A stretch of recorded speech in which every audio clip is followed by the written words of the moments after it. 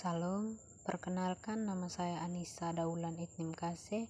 Melalui video ini saya akan mempresentasikan hasil kerja saya. Judul yang akan dibahas saat ini yaitu menjelajahi pikiran dengan Sigmund Freud. Dan juga submateri atau pokok pembahasan ada 4. Yang pertama, struktur kepribadian. Yang kedua, tingkat kesadaran. Yang ketiga, teori kecemasan. Dan yang keempat, tahap perkembangan kepribadian. Pertama-tama, kita harus terlebih dahulu mencari tahu tentang siapa itu Sigmund Freud. Sigmund Freud adalah seorang dokter Austria yang dikenal sebagai pendiri psikoanalisis, sebuah teori dan metode untuk memahami perilaku manusia dan mengobati gangguan mental. Ia juga mengembangkan konsep-konsep seperti bawah sadar atau bagian dari pikiran yang tidak kita sadari tetapi mempengaruhi perilaku kita. Yang kedua, struktur kepribadian yaitu ID, ego, dan superego. Yang ketiga, mekanisme pertahanan atau cara-cara yang digunakan oleh ego untuk mengatasi konflik dan kecemasan. Kita akan masuk dalam pokok pembahasan. Pokok pembahasan yang pertama yaitu struktur kepribadian. Struktur kepribadian ini membahas tentang ID, ego, dan superego. ID memiliki prinsip kesenangan atau mencari kepuasan segera. Sedangkan ego memiliki prinsip realitas atau menunda kepuasan sampai menemukan objek yang tepat. Dan superego memiliki prinsip moral, yaitu mewakili nilai-nilai tradisional dan cita-cita masyarakat. Topik pembahasan yang kedua yaitu tingkat kesadaran.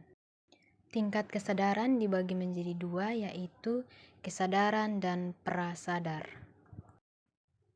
Kesadaran atau consciousness yaitu apa yang ada dalam pikiran kita saat ini.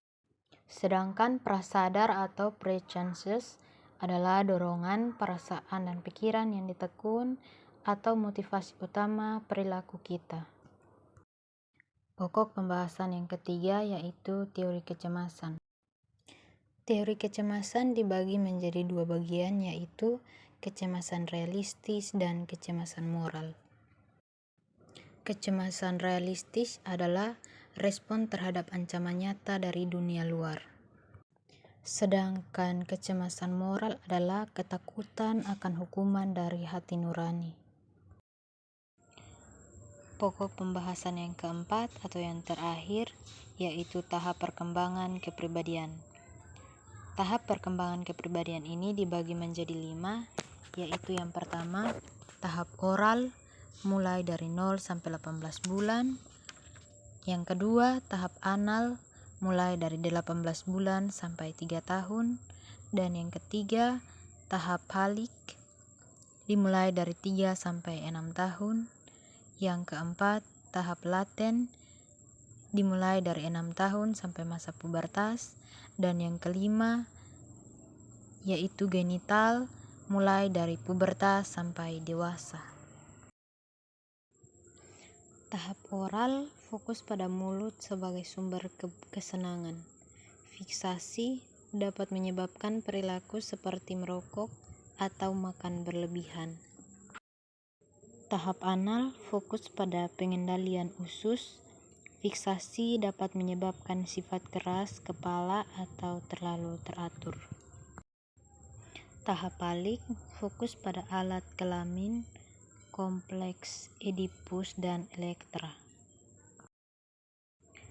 Tahap laten fokus pada periode tenang secara seksual.